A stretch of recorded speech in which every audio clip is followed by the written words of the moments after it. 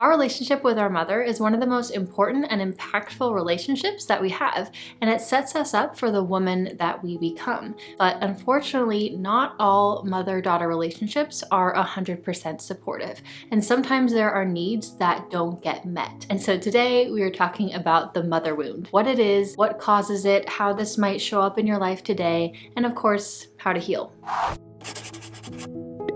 Hey guys, welcome back. If you're new here, my name is Jillz and I help women step into their power, become their best selves, and really embrace their womanhood. So if that's something that you want to learn more about, you should absolutely hit that red subscribe button below and join the community. So let's get into it. What is the mother wound? The mother wound is a wound that might develop if your mother was not able to meet your needs for nurturing, emotional connection, and safety. And this may have started when you were really young, at a time in your life where your subconscious mind and your nervous system was still developing, or it might still be happening today. But whenever or however it occurred, this is something that unfortunately affects a lot of mother-daughter relationships and influences how confidently you're able to step into your womanhood as an adult. And oftentimes, if we don't become aware of these wounds and try to heal them, we will then pass them down to our daughters, and this cycle just continues and continues. Now, I also just want to say that you can still have an amazing, wonderful mother who loves you so much, and also still have mother wounds. They both can exist. This video is not meant to make you feel guilty or like a bad daughter for bringing some awareness to some of these things.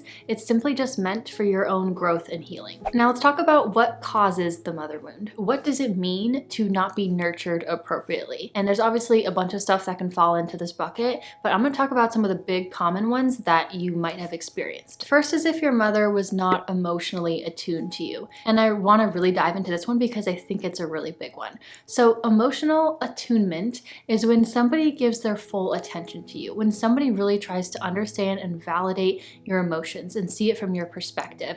And it's when a mother is responsive to her daughter's needs and emotional states. And this is really important because this is one of the primary ways that a mother shows her love. And this is how we develop secure attachment. And if we don't receive this, then we likely develop an insecure attachment style. And this greatly affects our relationships later down the line when we're an adult. There was this very famous experiment, and you might have heard of it. It's called the still face experiment, and it's basically where scientists monitored mothers and their babies. And they told mothers to engage like normal with their babies, make eye contact, laugh, make some cute noises, and just engage them and have fun, right? And then they were instructed to immediately stop and just have a still face. No emotion, no noises, nothing. And of course, these babies did not like that. They started crying. They started exhibiting signs of extreme distress. Their nervous systems started getting ramped up. They're really confused. They didn't know what was going on. They were trying to re-engage their mothers. And it was basically the baby saying, "Where the heck did you go? I need you." This attunement between mother and daughter is how our brains learn trust and secure attachment. So if your mother is emotionally absent, then that creates a fear response in our body. And if this happens over and over and over again, and if this becomes a pattern, then our nervous system gets primed for fear and abandonment instead of love and trust. But even when we're teenagers or even as adults today, we still need this emotional attunement. And this is actually really important for any serious relationship you have. We need to feel seen and heard. We need to feel like somebody supports us and is responsive to our needs. Someone is looking out for us. We need someone who we can go to with our tough emotions, not someone that we have to hide our tough emotions from. And if we don't have this, it can be really heartbreaking. Another thing that might cause mother wounds is if your mother was overly critical of you. So this might look like just overt criticism, or this might look like her comparing you to other people, or this might look like her being just like really critical of little innocent mistakes that you made as a kid. But either way, this constant criticism is a really toxic behavior. If you were always criticized by your mother growing up, then it's common for you to develop low self-esteem and anxiety, and to be extremely aware of your failures and unable to acknowledge and see your wins. Basically, you become primed to see the weaknesses in yourself and see all the mistakes you made, as opposed to seeing your strengths and your successes. Also, if you felt like you had to manage your mother's emotions, or maybe you felt like you had to be the mom sometimes. Like you had to take care of her, whether it was emotionally or physically. Or maybe you just felt like you didn't know what to expect from her. Like sometimes she'd be totally fine, and then other times she would snap for no reason. All of this can cause mother wounds because this really starts to blur the line between that mother-daughter relationship. Like who's the mother and who's the daughter. You might have learned that it was your job to make her happy, and it was your job to cater to her needs. And like you had to be very observant around her because you didn't want her to get upset. And this doesn't allow you to just be the daughter and have your own journey. Now, if you felt like love was conditional for you as a child, that's also a big one. If you felt like you had to really earn her love, if you felt like you didn't ever receive love unless you were absolutely perfect, or you didn't receive love unless you achieved some specific thing, then that's not going to feel like a secure, comfortable relationship. And you'll constantly always be asking yourself if you're good enough. You'll constantly be trying to win her love. And an experience like that definitely leaves some wounds. Another thing that can cause a wounded mother-daughter relationship and can really have a big impact on you, and this is something that not a lot of people talk about when it comes to this specific topic, is a lack of physical touch from your mother. And of course, we always need this. This is really important for humans. It's how we connect and comfort one another. But when you were a young girl or even a baby, this is especially important. It's very much needed. That maternal loving touch has been shown to be just as important to us as food, or maybe even more so. And I want to tell you about one more experiment because I thought it was really interesting. It really demonstrates this, even though it's actually very, very, very sad, but it does really demonstrate how important that maternal touch and comfort really is. So this scientist in the 50s, I believe, his name was Harry Harlow, and he conducted this experiment with little baby monkeys. And he basically took these newborn monkeys away from their mothers, which is very sad. But then he basically made two surrogate, like fake monkeys, fake mom monkeys, and one was like a fake monkey made out of wire, and another was a fake monkey but made out of like a soft terry cloth material. Now in one situation he would give only the wire monkey a milk bottle, and in the other situation he would only give the soft terry cloth monkey a milk bottle. And in both situations the monkeys heavily preferred the soft terry cloth monkey. They found comfort in that softness. And even when the wire monkey was the only monkey to have food, the little baby monkeys would stay by the soft terry cloth monkey, and they would then run over to get food really quickly and then run back to the terry cloth monkey. So basically this soft terry cloth sort of stimulated that maternal touch and comfort and demonstrated how much they needed and craved that touch. It was literally necessary for their survival. Now humans are no different, and obviously when we grow up these needs change a little bit, but regardless, physical touch is always very important. So if you feel like you were never hugged or cuddled or kissed or rubbed or whatever it is, if you feel like you never got that sort of physical touch, then you likely didn't get the nurturing that you needed. And this lack of physical touch has been shown to potentially create issues with intimacy when that daughter becomes a woman. Now, of course, if your mother did not provide safety for you, if she put you in unsafe situations, or if she herself was the cause of these unsafe situations, then obviously that is also very traumatic. And of course, there are other things, if she didn't respect your boundaries, if she was, over controlling, or if she tried to live her life vicariously through you, or if she was a bit, manipulative or selfish in some way, if she couldn't take accountability for her mistakes, those things are going to be painful. But the bottom line is that nothing is more hurtful or damaging than being hurt by the person who's supposed to be your source of comfort, safety, and love. So if you had some of these experiences, if you had or have that wounded mother-daughter dynamic,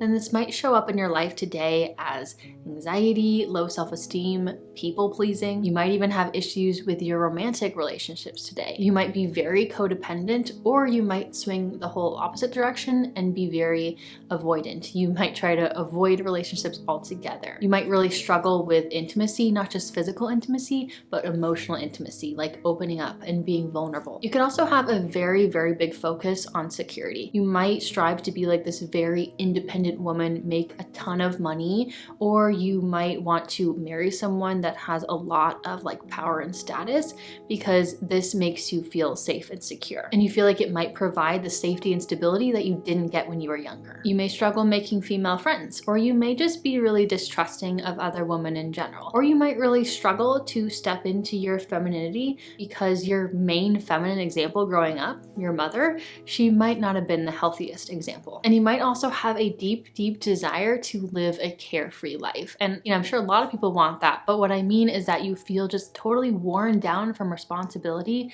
and you almost dream about being the little girl that you never got to be. Now, if you want to start healing from this, healing your inner child and letting go of those mother wounds, here's my advice of where to start. Depending on what you struggle with, some might be more relevant than others, so take what resonates and leave the rest. First, you need to stop waiting for an apology. And I understand that an apology would be nice. It can definitely help, but stop waiting around for one. Stop delaying your healing and putting your healing in the hands of somebody else. If you're just constantly waiting for an apology, you're just gonna get stuck in that void. And a lot of times we use this waiting as a way to delay the inner work that we know we have to do, almost as a way to avoid reality. You might get that apology or you might not, but either way, waiting around for one isn't gonna do anything. You have to accept what is so you can move on and start fully living your life. And second, it's so important to have some perspective. You know how people will say like hurt people, or how people will say the biggest bully at school is usually the one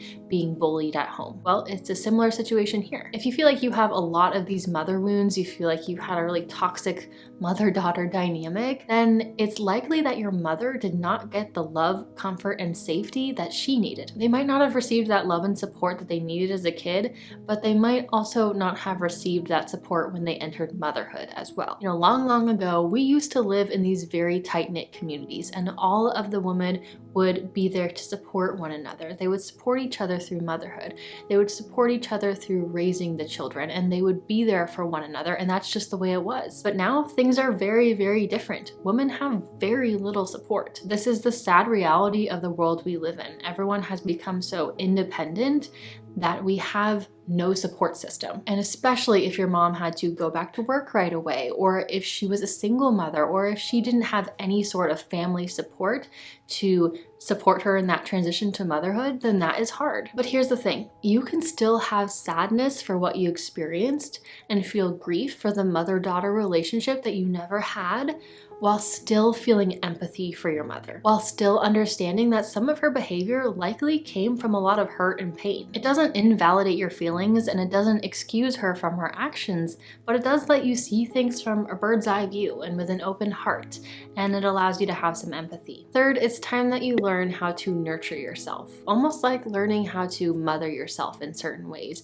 and being that maternal figure that your inner child needs. So this might involve lots of self-care when you're feeling stressed. This might involve journaling, or journaling to your inner child the things that you needed your mom to say to you. This might be getting regular massages so you can have that comforting physical touch, or it might be giving yourself a massage. Or maybe it's as simple as letting yourself sleep in a bit sometimes, or prioritizing 30 minutes in nature. Now, this also means that you need to start talking to yourself the way a loving, supportive mother would. A lot of times the way we talk to ourselves now as adults actually really mimics the relationship we had with our maternal figure when we were younger. But it's time to change that. You have to start hyping yourself up. You have to be gentle with yourself. You have to be supportive of yourself. You have to start acknowledging your strengths and acknowledging your wins and successes. You have to go out of your way to be extra conscious to nurture yourself in the way that you need and to talk to yourself in the way that you need. Next, you need to uncover the limiting beliefs that these mother wounds have created. So for example, you might not feel worthy of love unless you are absolutely perfect, which nobody is. Or maybe you feel like you have to take care of everyone else before you can take care of yourself.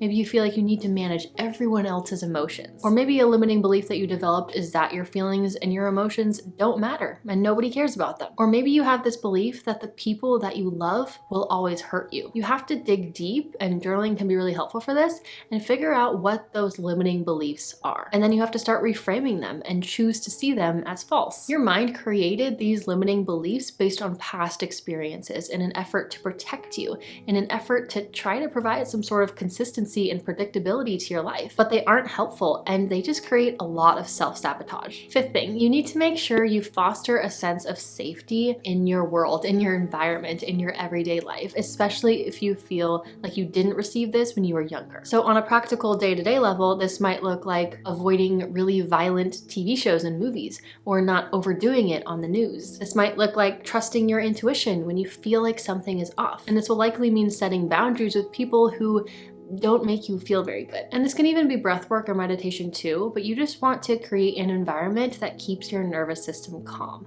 And a lot of the nurturing practices that I just mentioned, they can be really helpful for this as well. And lastly, boundaries. If you feel like you need boundaries with your mother if she's still around, then that's okay. I'm not here to tell you what to do. I don't know your exact situation, but I do know that sometimes we need a little bit of space to heal. And that might be the case in your situation, or it might not. Now, if you made it this far in this video, that means you're probably very interested in this topic. So here's a really good book rec for you guys. This book is called Mother Hunger by Kelly McDaniel, and this dives really deep into this topic, especially if you feel like you didn't get that nurturing that you needed when you were really, really young. So I will link this down below in the description box if you want to check it out. But if you do have these mother wounds, like I mentioned, sometimes this can lead to self-sabotage, and this can really prevent you from fully living your life. So I highly recommend you go check out this video here, why we self-sabotage and what to do about it. I hope you have a wonderful day. Thank you so much for watching, and I will see you over there, or I'll just see you at my next video. Bye.